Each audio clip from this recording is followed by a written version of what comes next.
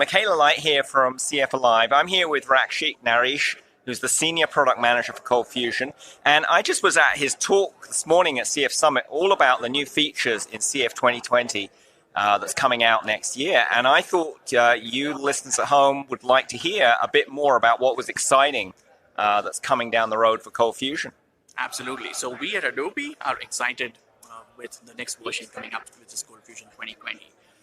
We are at really interesting times. ColdFusion has done well for the last 25 years, and we want to make sure that the ColdFusion is the most dominating platform out there for the next decade as well. When it comes to that, so what we're trying to do is the whole web application world is moving towards cloud containers and serverless.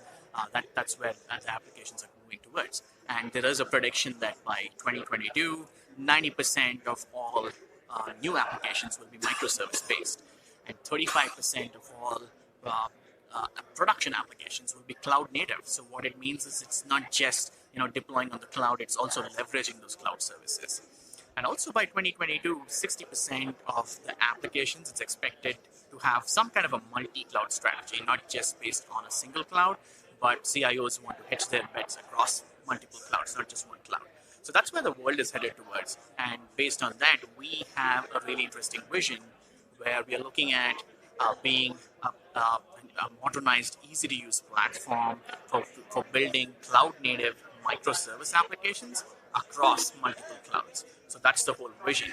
So if you look at the vision, there are three important pieces in that vision. One is modernization, the other is cloud native, the other is microservices. So this is what I spoke about in my session today. For the microservices bit, what we are doing is we are revamping the underlying engine itself to be a microservice-based application infrastructure where the entire modules, the various ColdFusion engine itself will be broken up into multiple pieces, and perhaps we'll just have a tiny zip installer that will have a package manager, and it can download the dependencies based on the microservice out there. So that's what we're doing on the microservice bit. So that's the first part. The second one is on the cloud.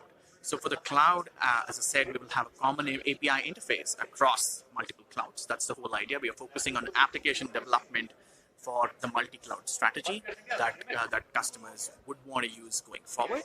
So what we're trying to do is with that, so we are coming up with a productive API interface. Okay, so with that, we will be able to talk to various AWS services at the same time with Azure services as well, without having to change any of your code. So that is almost like magic, because if you have to use any other technology out there, it is hard work because you have to download the Azure's SDK, there's AWS's SDK.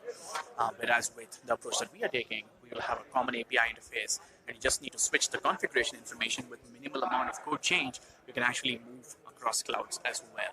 So that is what we focus on the cloud. The third one is all about modernizing the platform itself. So there we are looking at coming up with a new script version for the product. For the language itself, it's called the CF Script 2.0. So for that, what we'll be doing is we are revamping the scripting support within the product, make it more ECMAScript compliant. So any web developer today is aware of JavaScript in general. So what we're trying to do is with this CF Script 2.0, any syntax within the CFML language using CF Script 2.0 will just look like JavaScript. So anybody can easily pick up and start implementing the microservice and the multi-cloud strategy or the multi-cloud capabilities that we will have with ColdFusion going forward. So that's the whole idea. Wow, sounds amazing. So, but this is going to be backward compatible with the existing CF script, I hope. Yes? Absolutely. So that's a really important area for us, because we do know that we have some really large customers who have existing applications. So with CF Script 2.0, what we do is it's just a new flavor of the language. So if you don't want to use CF Script 2.0, existing stuff will continue to work. If you just want to use the capabilities, that's when you explicitly say that I want to use CF Script 2.0. So it is completely backward compatible. All right. Well, I like the sound of this cloud thing because it's a very hot thing in the IT market right now, cloud development, because all corporations, enterprises, organizations are doing cloud and moving to the cloud.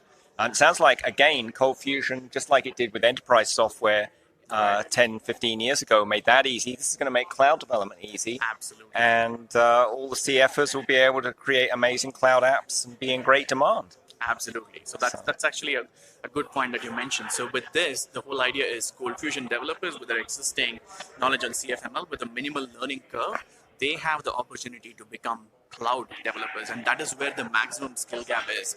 If you look at where the CIOs are investing their money, it's on cloud. So most of the budget is going to the cloud, but they have a skill gap there. Though they want to get to the cloud, there is a significant gap available in terms of the skills.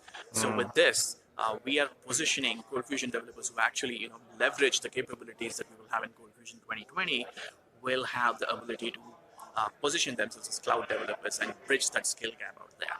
Wow. Well, there you have it, folks. Productivity, cloud, multi-cloud even, and amazing security, all in ColdFusion 2020, coming to a server near you or a cloud near you very soon. Thank you.